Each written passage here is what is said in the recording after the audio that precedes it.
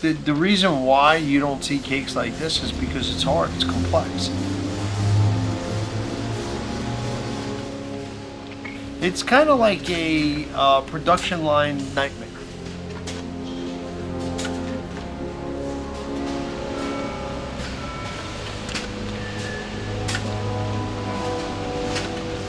I don't want to make the same chocolate cake that every other bakery manufacturer makes out there.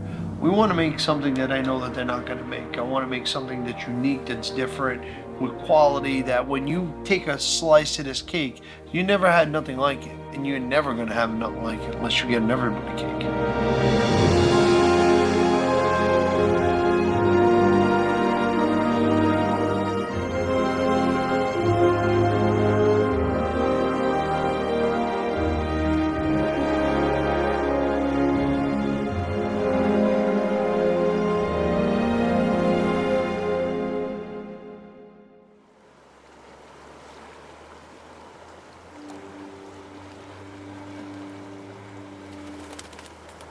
So an everybody cake was something that I wanted to do because I got a lot of picky eaters in my family. Who wants cheesecake? Who wants cake? Who wants pie? So I just started to think about what is the perfect texture and flavor profile. For me, it was a way to kind of combine the flavors together. And basically I came up with the everybody cake. The birthday's got a layer of blondie in it. It's like the dream, like melt in your mouth. Ooey gooey. It's probably my favorite layer in that cake.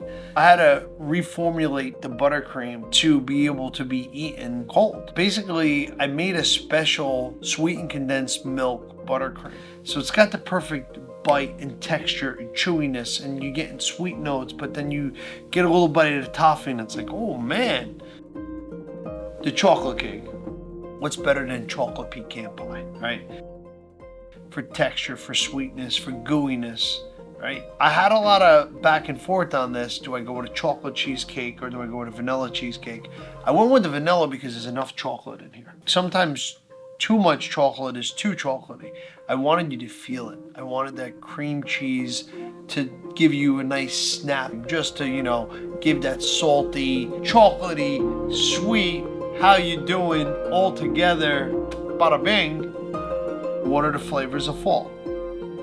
When you think about pumpkin, you think about apple, you think about pecan. The buttercream, we call it a maple spiced. So it's got a little bit of like maple syrup flavor in it, like a little bit of the cinnamon notes. So, it just brings everything together. And that's the everybody cakes. I mean, this project has been going on for over a year. To make this line start to finish, I think it was 40 people, to make these cakes.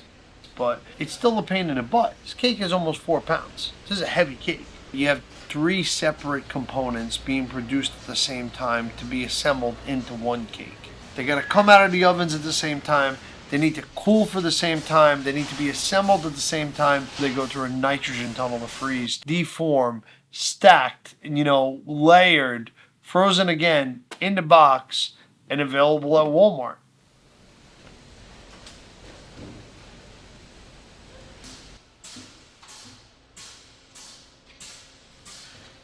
It's really a dream come true to be able to get into retail. It's always been something that I said when I was growing up, that one day we're going to be the next, big factory or the big, like Nabisco or Edmunds, right? And the fact that we're going into retail and going into the biggest one, going into Walmart, it's pretty cool. Everything that I put into retail is going to be manufactured by me out of my own factory, so that I could put my own stamp of approval. We're using real ingredients. We're using Philadelphia cream cheese. We're using milk. We're using cream. And it's me and my family making these products. It's not me licensing my name out to someone else who makes it, who don't care or whatever. And to be honest with you, it's all hands on deck. And that's what family does. when it's time that we gotta work, we get together as a family and we throw down and we do what we gotta do and we make these everybody cakes. I think that the name says it all. The perfect consumer for the everybody cake is everybody because there's something in there for everybody, right?